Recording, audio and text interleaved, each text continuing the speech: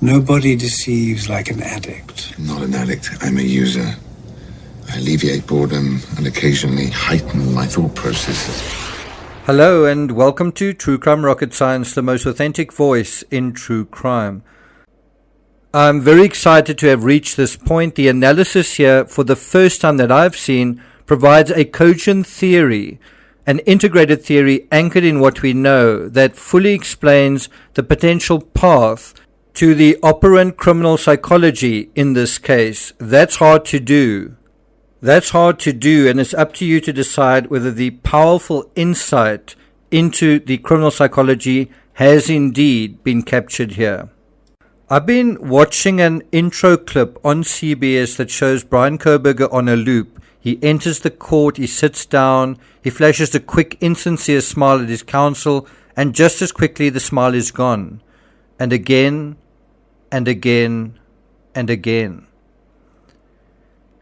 Now, I have to admit, somewhere along the line, when the neurosis discussion led into schizophrenia, I started to feel like I'm losing the thread that I thought we had or had been grasping for. Kohberger may have heard voices and seen a fuzz in his head as a teenager, but that's hardly the Kohberger of today. And so, how do we explain the identity we're dealing with here, now? And by that, I don't mean via some psychological terminology. I mean in a practical sense, via a practical psychology. What are we really dealing with? And so with this thought in mind, Kohberger on a loop enters the court, sits down, flashes a quick, insincere smile at his counsel, and just as quickly the smile is gone. And again, and again, and again. If we look carefully, we can already find multiple anecdotes of that same thing, again and again and again. And I mean, if we just take the latest headline from Fox News, Idaho murder suspect Bryan Kohberger trades intensity for fear in second court appearance. And that's according to a body language expert.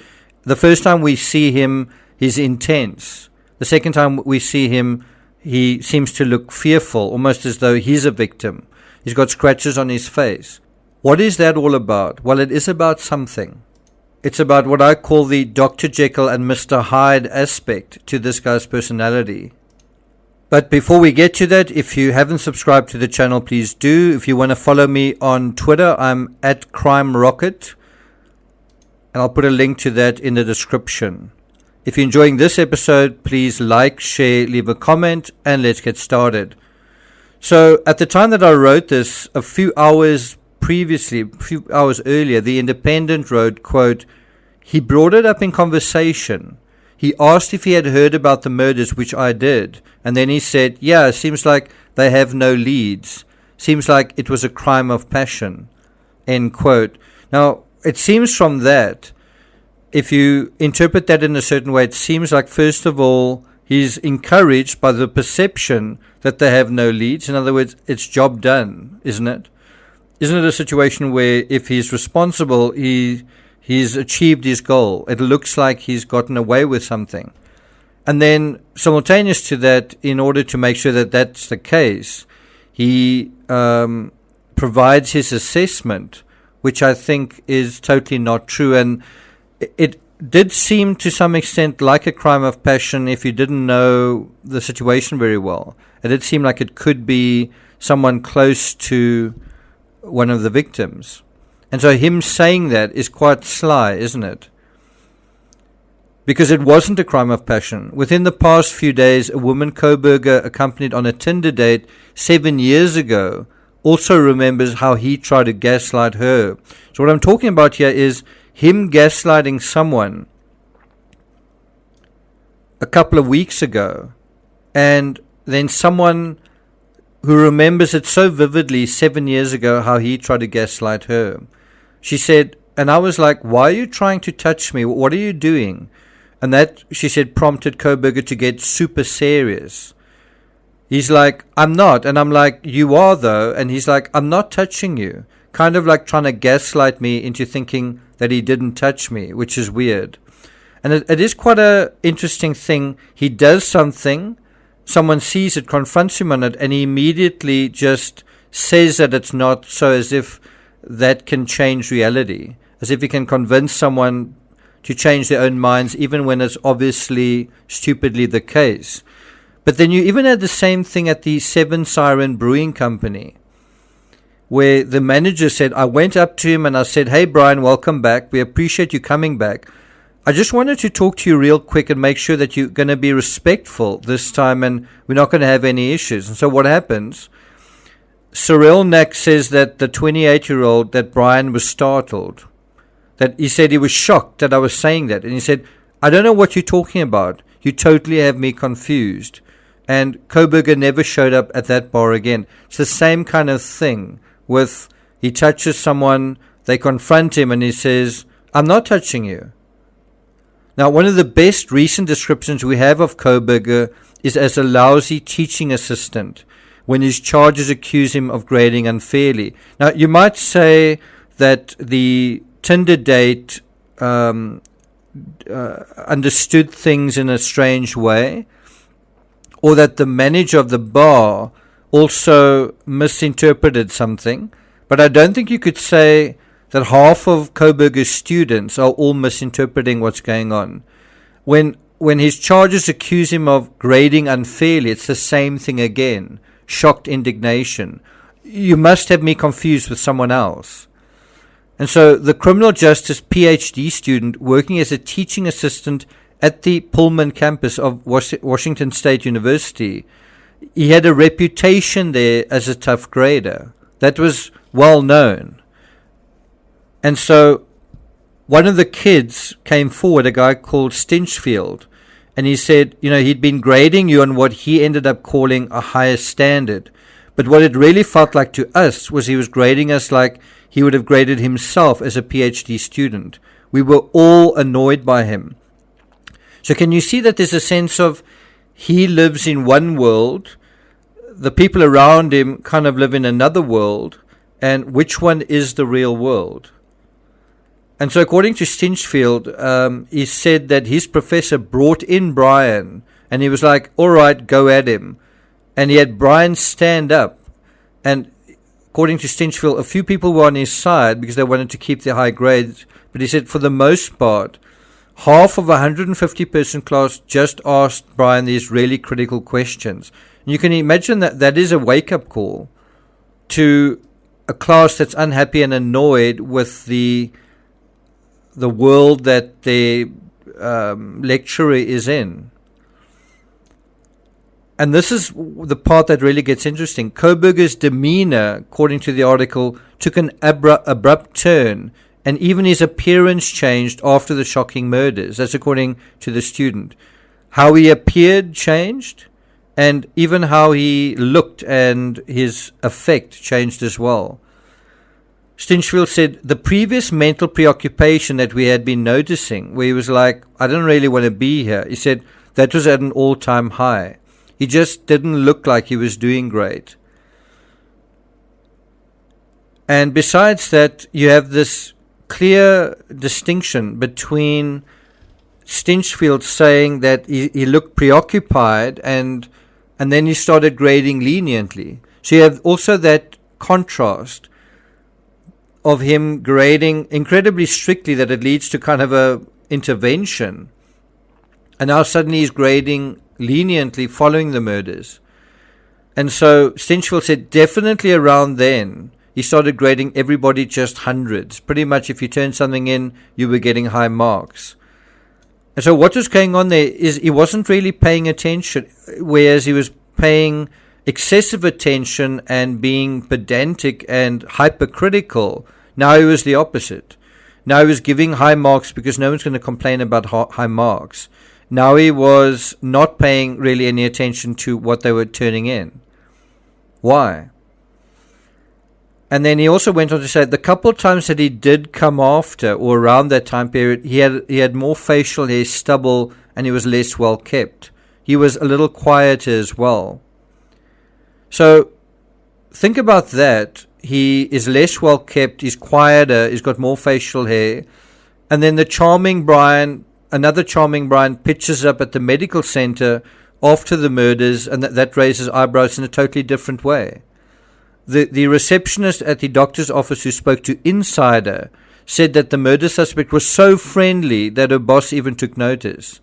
She described him as so nice and charming. Now, we know all of this, but where does it take us to? How do we synthesize this? Well, the point is, we're dealing with a very different Brian. We're dealing with a Brian that shows different sides to himself. In terms of the marking and the going to the medical center, we're dealing with a Brian who seems to stop caring, stop engaging, and he seems preoccupied while teaching. And that's a serious contrast to the Brian who is so excessive in his grading that it leads to this intervention. Now, why on earth would the Brian who grew facial hair and seemed less well kept and less well groomed and be quiet and preoccupied with something else, why would he suddenly care about his health and come across as gregarious in a medical center setting when he wasn't chatty to his students, but the opposite? Why, when no one else in the community had even stuck around to honor their appointments, Brian pitches up to honor his, while not honoring his commitments to his own students? Do you see the contradiction? The point is, and this is the bottom line here, we are dealing with a very different Brian, a person who is capable of being Dr. Jekyll and Mr. Hyde, a person who cycles between personalities and personality types in a sense. If we go back to Brian in high school, we also have this strange understanding of someone who transforms from someone into someone else that's hardly recognizable. The fact that he makes a transformation isn't the big deal here. It's the fact of how extreme it is. He goes from being a chubby kid that even the girls bullied to, well, someone else.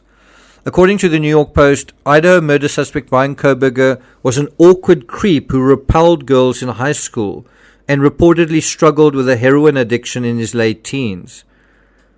And so that's what we need to do, is come back to this heroin episode. But let's first deal with his physical transformation at school. Those who knew the accused killer describe him as an outcast. Those whose transformation by his senior year of high school was so drastic, they thought he was a new student. So the physical transformation so much that his appearance changed, and it changed so much that other kids didn't even recognize him, someone they saw every day, also suggests an extremely desperate and extremely despairing effort to fit in. One student said, "I remember seeing him and thinking it was a new student. He was so heavy and he lost so much weight, he almost looked sickly or like it was an obsession." According to CBS, quote, Casey Oren says he was rail thin, and it was after that weight loss that a lot of people noticed a huge switch. And I want to emphasize those words. A lot of people noticed a huge switch. Well, don't you have exactly the same thing in the at Washington State University? A lot of people noticed a huge switch in his grading, even in his appearance as well, but within a very short time. The important thing to emphasize here is that the switch wasn't just physical. Brian's personality seemed to change along with his physical appearance. According to the Post, quote, around the same time of his physical transformation, he became more aggressive, and I think he became more of an outcast at that point. He became more withdrawn. That's according to Dominique Clark, who attended elementary and high school with Koberger. That's someone who had a long history with him. Spent years getting to know him. And her sense was that he becomes more aggressive and then he becomes more of an outcast. They sort of go together. So he sort of changes to look the part. He loses weight, and that allows him to sort of fit in and not be judged on his appearances. But the problem is, at the same time, he also becomes aggressive. It takes a lot out of him to make this transformation. And part of that leads to irritability and him making unsavory remarks. And that then leads to him becoming an outcast, which is where he was in the first place. He was fat in the first place. And so they didn't like him for that reason. Now they don't like what he says and what he does. So how does he seem to be dealing with it? He's aggressive, but in what way? According to the article, Arn says that her brother, who was also friends with Kohberger, claims he was bullied by him. When Brian would get kind of angry with him, he would gaslight him and get physically aggressive. And that included putting her brother in chokeholds. Bree claims that Brian also started using heroin. So think about it, the gaslighting and the heroin sort of go together.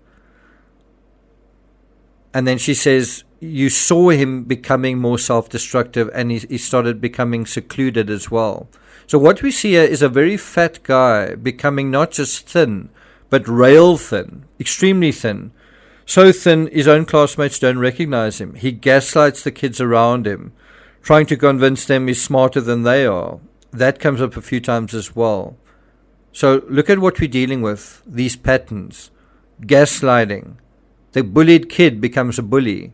He tries to impress with his intelligence. He transforms into someone else. That's the biggest clue we've been missing, that pattern. What is the thing that creates that pattern of behavior? Now, according to CBS, both Bree and Casey Arndt say years after graduating high school, it seemed as if Kohberger was sober and getting his life together. It appeared that way. But, as you well know, appearances can be deceiving. Do you see? The pattern we see repeating isn't so much someone who suffers from schizophrenia as someone who imposes himself on others in a split-off way. Someone who is used to deceiving others with appearances. And it begins with, well, I appear to be fat, so now I'm going to change my appearance to be someone who's thin. I appear to be someone who's a loser, well, now I'm going to appear to be someone who is educated, who's got a PhD. A two-face is at its core an insincere, duplicitous and manipulative person. A gaslighter, yes, but more basically a liar. Someone who is living a lie, so much so that he seamlessly changes character. Another channel, I think, cleverly diagnosed him or compared him as a chameleon, like Jodi Arias. Now, if we take a fundamentally false and hypocritical personality into, say, the field of criminology, what is the obvious path of least resistance? How does a hypocrite manifest within the field of we're the good guys, let's all chase the bad guys? Why, by using that insight to be the bad guy and get away with it. Think about that as a general idea, this idea of doing something and getting away with it. Not just once, but as a lifestyle. It's become so inured to this person, but how did that happen? This idea of doing something and getting away with it, it's anathema to most of us, but he's been doing it his whole life. How? Well, he's been living a double life. Okay, but how has he been living a double life? We can see the idea of living a double life, studying criminology, only to become, it appears, a criminal. But that's the end of the story. What is the beginning? How does that double life begin? And if we have a sense that when he commits the crime, he gives in to temptation, how is it temptation? Again, consider the hypocrisy of someone applying for an internship in the fall at the time that the crime happened with a local police department in Pullman. And that's according to the probable cause affidavit. And then that same person apparently committing quadruple murder. His idea was he'd written them an essay. I think he sent it to them in September.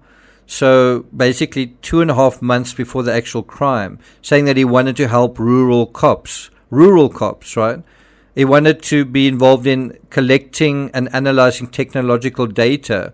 Well, that's exactly how they caught him, was using technological data such as CCTV, genealogical testing, tracking down the license plates of vehicles.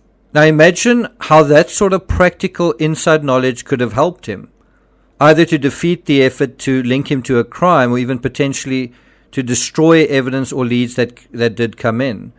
Okay, so if we accept we're dealing with a Dr. Jekyll and Mr. Hyde personality, not a schizophrenic but a real two-face, how did that happen? Where did that come from?